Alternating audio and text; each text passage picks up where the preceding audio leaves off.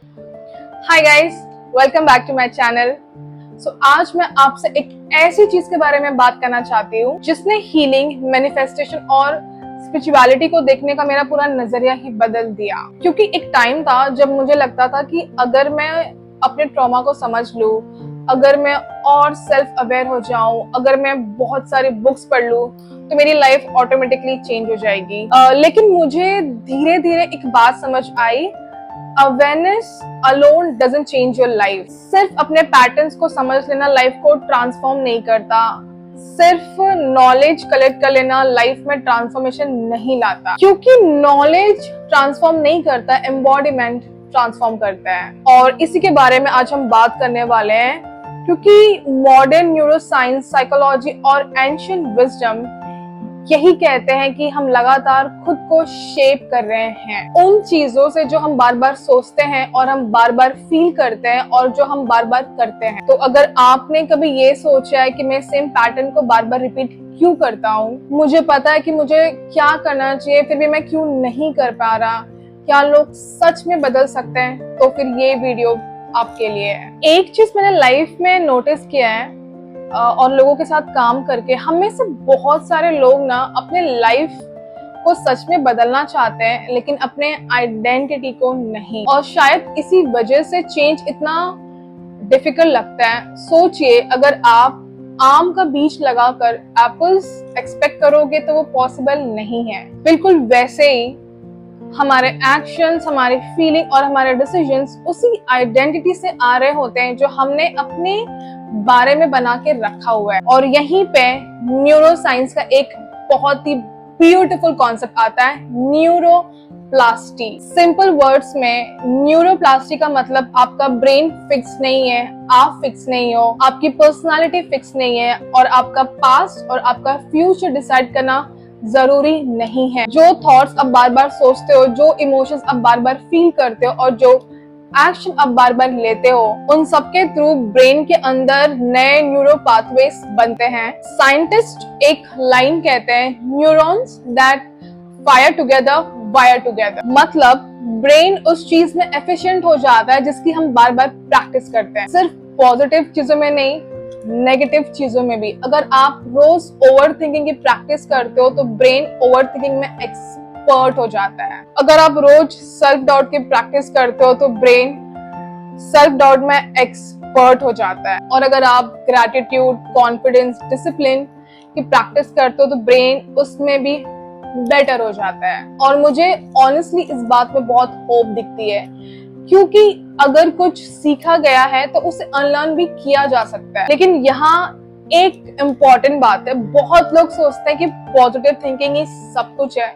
Personally मुझे नहीं लगता, क्योंकि ट्रांसफॉर्मेशन पॉजिटिव थिंकिंग से स्टार्ट नहीं होता, ट्रांसफॉर्मेशन आइडेंटिटी से स्टार्ट होता है। साइकोलॉजी में एक कॉन्सेप्ट है, सेल्फ कॉन्सेप्ट, और सेल्फ कॉन्सेप्ट का सिंपल मतलब है आप खुद को कैसे देखते हो, आप अपने बारे में क्या बिलीव करते हो। वो नहीं जो आप बनना चाहते हो, बल्कि वो जो आप पहले से ही अंदर बिलीव करते हो कि वो आप हो। क्योंकि हम सबके अंदर एक आई एम की स्टोरी चल रही होती है। शायद आपकी स्टोरी ये हो, मैं इनफ नहीं हूँ, लोग मुझे छोड़ देते हैं, मैं कंसिस्टेंसी को मेंटेन नहीं कर सकती या कर सकता, मुझे कोई चूज नहीं करता।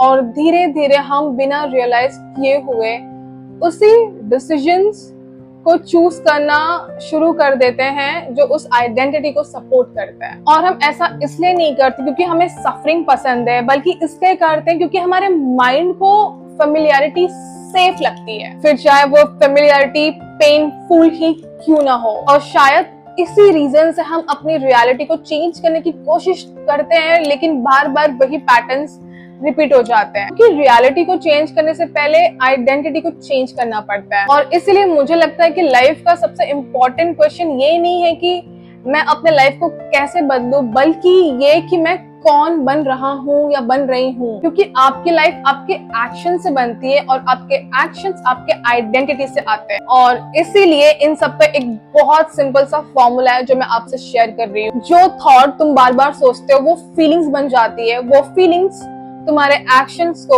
इन्फ्लुएंस करते हैं। रिपीटेड एक्शन हैबिट बन जाता है और हैबिट तुम्हारे आइडेंटिटी को शेप करते हैं और आखिर में वो आइडेंटिटी तुम्हारी रियलिटी को क्रिएट करती है। ज्यादातर लोग रियलिटी को बदलना चाहते हैं, लेकिन रियलिटी सबसे लास्ट में चेंज होती है। सबसे पहले थॉट चेंज होते हैं, फिर फीलिंग्स, फिर एक्शन, फिर हैबिट, और धीरे धीरे एक नई आइडेंटिटी डेवलप होने लगती है और वही आइडेंटिटी आपकी रियलिटी क्रिएट करती है। लेकिन यहाँ एक और इम्पोर्टेंट बात है, सी, ट्रांसफॉर्मेशन का मतलब फेक पॉजिटिव बनना नहीं होता। ट्रांसफॉर्मेशन का मतलब ये नहीं कि आप मिरर के सामने 100 बार अफर्मेशन बोलते रहो, लाइक मैं रिच हूँ, मैं कॉन्फिडेंट हूँ, मैं सक्सेसफुल हूँ, मैं ये हूँ, मैं वो हूँ, और फिर आप कुछ भी एक्शन ना लो। क्योंकि सिर्फ अफर्मेशन लाइफ नहीं बदलते, एम्बॉडीमेंट लाइफ बदलता है। और एम्बॉडीमेंट का मतलब है जो इंसान आप बनना चाहते हो उस तरह जीना शुरू करना। और फिर चाहे छोटे लेवल पे ही सही, अगर आप डिसिप्लिन बनना चाहते हो तो फिर आप खुद से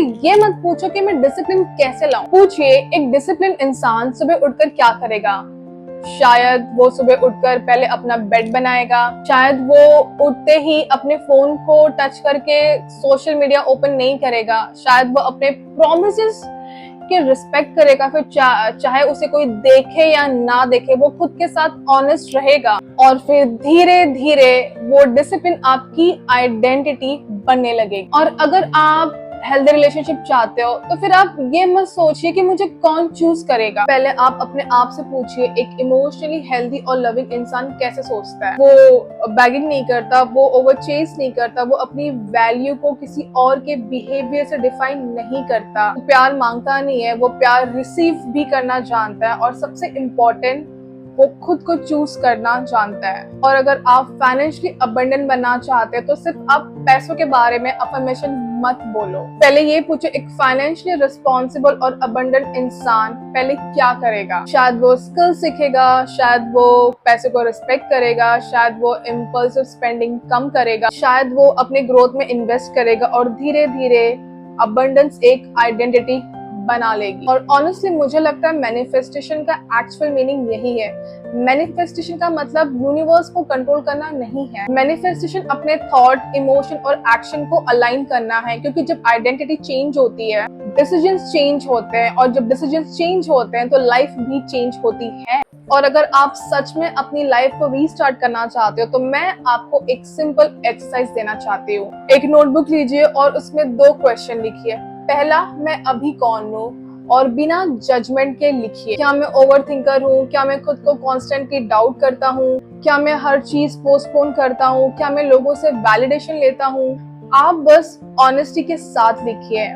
और फिर दूसरा क्वेश्चन, मैं कौन बनना चाहता हूँ? क्या मैं peaceful, confident, discipline, financially abundant, emotionally secure, loving, consistent बनना चाहता हूँ? और फिर तीसरा क्वेश्चन पूछिए, अगर मैं वैसा इंसान होता तो आज मैं क्या करता। No next year, no next month, आज मैं क्या करता। बस एक छोटा सा एक्शन, क्योंकि ट्रांसफॉर्मेशन एक दिन में नहीं होता। और ऑनेस्टली मुझे लगता है हीलिंग कोई डेस्टिनेशन नहीं है। हीलिंग का मतलब है हर दिन थोड़ा थोड़ा करके अपने असली स्वरूप में वापस आना। शायद इसलिए मुझे ये एक लाइन बहुत पसंद है, you are not trying to become your higher self, you are simply remembering who you have always been beneath fear. और याद रखिए कि आपको ना पूरा माउंटेन नहीं चढ़ना है, आपको बस अलग कदम लेना है। अगर आप रोज 1% भी बेटर होते गए तो 1 साल के बाद आपको खुद यकीन नहीं होगा कि आप कितना बदल चुके हो, क्योंकि ट्रांसफॉर्मेशन कंसिस्टेंसी से आती है, ना कि इंटेंसिटी। और शायद मैनिफेस्टेशन भी कोई मैजिक नहीं है। मैनिफेस्टेशन एक आइडेंटिटी को बार बार चूज करना है, until one day you no longer practice it, you become it। मैंने एक चीज महादेव जी से सीखी है, वो कहते हैं कि मतलब लोग सिर्फ तुमको गाइड कर सकते हैं, एक्शन तुमको खुद लेना है। और चीजें लाइक डिसिप्लिन, कंसिस्टेंसी इतनी नॉर्मल होनी चाहिए जैसे हम अपनी सांसें लेते हैं, इतनी नॉर्मल होनी चाहिए। और फाइनली मैं बस आपसे इतना कहना चाहूंगी, मैंने जो भी बातें आपसे अब तक शेयर की है मैंने उन्हें बुक्स में नहीं पढ़ी है, मैंने उनके एक एक पल जिए हैं, मैंने ऑब्जर्व किया है, मैंने रिसर्च किया है, और मैंने अपने लाइफ में इन प्रिंसिपल्स को एक्सपीरियंस किया है, और एक बात जो मैंने समझी, चेंज ओवरनाइट नहीं होता, लेकिन आप कंसिस्टेंटली खुद को चूज करते रहोगे तो चेंज जरूर होगा। और अगर आज का वीडियो आपको पसंद आए, so thank you so much for watching. और सबसे पहले एक छोटा सा सॉरी, पिछले 1 महीने से मैं वीडियोस नहीं डाल पाई क्योंकि मैं काफी बिजी थी और टाइम नहीं मिल रहा था। और जब आप सब कुछ खुद अकेले करते हो ना, साइमल्टेनियसली अब बहुत कुछ करना पड़ता है ना, तो टाइम एक्चुअली नहीं मिलता। But I am so grateful कि मेरी जर्नी ना अभी काफी चेंज हो गई है।